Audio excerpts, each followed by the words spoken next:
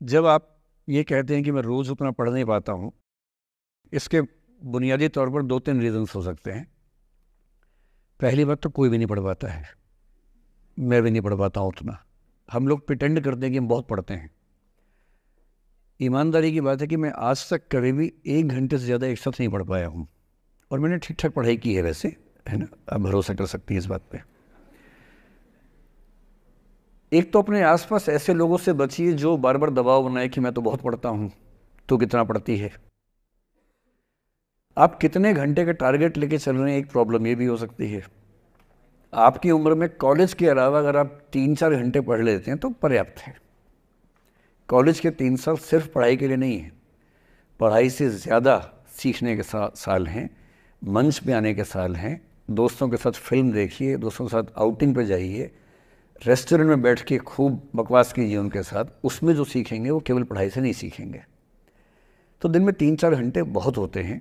और बाकी मैं एडवाइस करता हूँ बच्चों को कि बहुत सारी एक्टिविटीज़, जिसमें से एक एक्टिविटी चाय की दुकान पे दोस्तों के साथ बैठना, 1 घंटे बात करना भी शामिल है।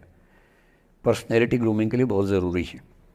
फिर आप लोगों की उम्र में इमोशंस थोड़े उठापटक होती रहती है। अगर आप महीने के 30 दिन में से 6-7 दिन बीच में नहीं पढ़ पाते डिस्टर्बेंस से, तो इसका मतलब है कि आप दिमागी तौर पर एकदम ठीक हैं। चिंता उनकी है कि जो रोज़ पढ़ रहे हैं। इसका मतलब वो अपनी उम्र में जी नहीं रहे, वो किसी और उम्र में जी रहे हैं। तो ठीक है, कभी कभी डिस्टर्बेंस आएगी, उसको एंजॉय कीजिए। डिस्टर्बेंस बस सुंदर प्यारी होनी चाहिए, इतना ध्यान रखिए, है ना? जिसकी वजह से नींद उड़ी हुई है वो अच्छा होना चाहिए, बाकी तो ठीक है। नमस्कार सर। नमस्कार। सर, मेरा नाम रश्मि श्रीवास्तव है और मैं यहाँ हिंदी ऑनर्स द्वितीय वर्ष की छात्रा हूँ।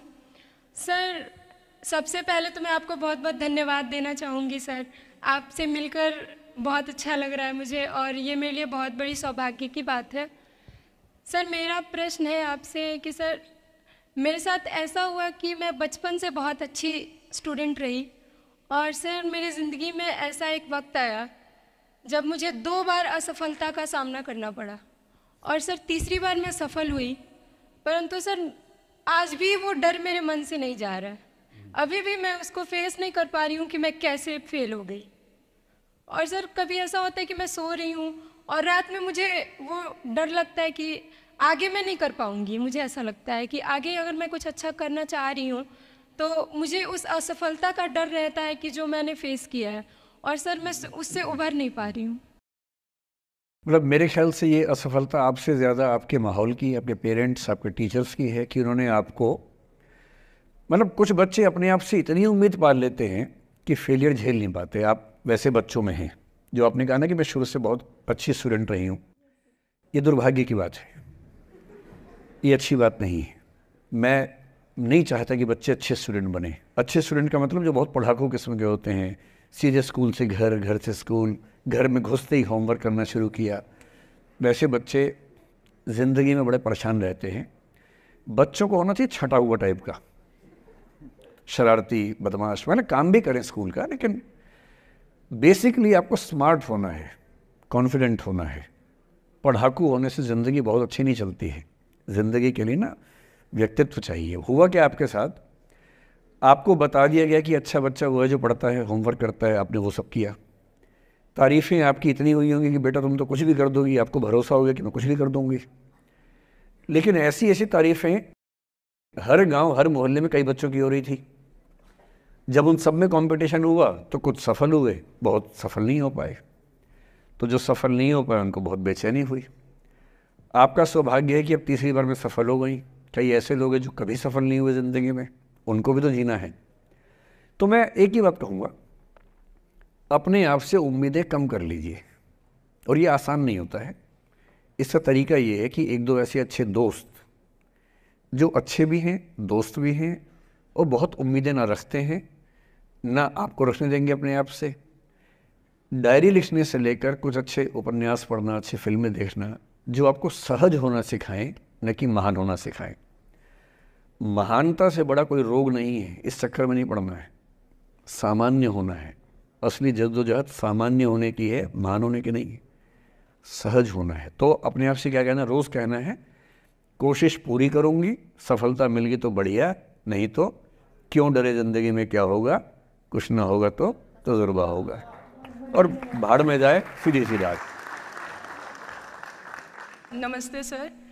सर मेरा क्वेश्चन थोड़ा सा इनसे अलग है। सर जैसे आपने कहा कि लेट गो करना चाहिए, लेकिन क्या करना चाहिए? लेट गो करना चाहिए। हमने भी ये चीज़ सुनी है कि जिसके नसीब में जो लिखा होता है एक दिन उसे वो मिलता ही है, तो उसके लिए हमें परिश्रम करना चाहिए। तो सर एक इनके बीच में क्या एक थिन लाइन नहीं है कि हमने सोचा जैसे 71st डे पर मुझे ऐसा लग रहा है कि अब मुझसे और नहीं होगा, अब मैं नहीं करूँगी, माना कि वो गिव अप भी कहा जाता है, लेकिन अगर मेरे नसीब में है कि नहीं यार कल ये तुझसे हो जाएगा, अगर मैं कोई भी टास्क कर रही हूँ कल ये कंप्लीट होगा, लेकिन मैं सोचूँ नहीं मेरे से ये प्रेशर नहीं हो रहा, I should let go this, I should start some other thing, तो क्या ये मुझे लेट गो करना कभी रिग्रेट नहीं कर सकते क्या लाइफ में, यार एक दिन और ट्राई कर लेते तो शायद मिल ही जाता? देखिए, जो नसीब का मामला है, मेरे ख्याल से आपकी उम्र में नसीब को नहीं मानना चाहिए। दुनिया में किसी को नहीं पता कि नसीब है या नहीं, और है तो कितना है। सब तुक्का लगा रहे हैं, मैं भी तुक्का लगा रहा हूँ, ठीक। जो हार जाता है ना, उसको तसल्ली देना बहुत ज़रूरी है, वरना वो जी नहीं पाएगा। और पराजित व्यक्ति को तसल्ली देने के लिए सबसे अच्छा शब्द है नसीब, भाग्य, नियति, बहुत ज़रूरी है। और इसलिए एक उम्र के बाद गीता का सार पढ़ना बहुत ज़रूरी है। समझना पड़ता है कि सब कुछ हमारे हाथ में नहीं होता है, सच में नहीं होता है, पर इसका मतलब ये भी नहीं है कि सब कुछ किसी और के हाथ में होता है। अगर ऐसा होता तो बिना मेहनत करने वाले आईएएस बन जाते या कुछ भी बन जाते। ये हो सकता है कि आईएएस बनने के एग्ज़ाम में 10 ने मेहनत की, उनमें से 8 का हुआ, 2 का नहीं हुआ, पर ये नहीं हो सकता कि एक आदमी ने मेहनत नहीं की तो उसका आईएएस हो गया। बिना मेहनत के तो नसीब भी नहीं मिलने वाला है। इसलिए ये मान लीजिए कि कुछ ना कुछ चीज़ें हमारे कंट्रोल में नहीं हैं, लेकिन जितना कंट्रोल में है उस पर पूरी ताकत लगाएंगे, पूरा डिसिप्लिन रखेंगे, तो हम अपनी किस्मत सबसे अच्छी लिख पाएंगे। सबसे अच्छी मतलब बाकियों से नहीं, मेरी जितनी अच्छी हो सकती है उतनी अच्छी लिख पाएंगे। और इसलिए अगर आपको लगे कि मैं नहीं कर पाऊंगी कोई काम, तो उसको गिव अप ही कहते हैं। लेट गो का मतलब तब होता है जब आप मन भर चुका है, अब उसकी ज़रूरत महसूस नहीं हो रही। जैसे आईएएस बनने की कोशिश कर रहे हैं, नहीं बन पाए, तैयारी छोड़ दी, गिव अप है। बन गए, नौकरी की, मज़ा नहीं आया, छोड़ दिया, ये लेट गो है। लेट गो करने के लिए पहले हासिल करना पड़ता है, या हासिल होने से पहले उस मनोभूमि पर पहुंचना पड़ता है जहां हासिल होने का सुख आपने महसूस कर लिया और उसमें मज़ा नहीं आया, ठीक ही है, औसत है, तब छोड़ दिया। इसलिए आपकी उम्र को शोभा नहीं देता कि हम नसीब की बात करें, ये शोभा देता है मेरी उम्र को। तो 30-40 के बाद नसीब, भाग्य, नियति चलेगा।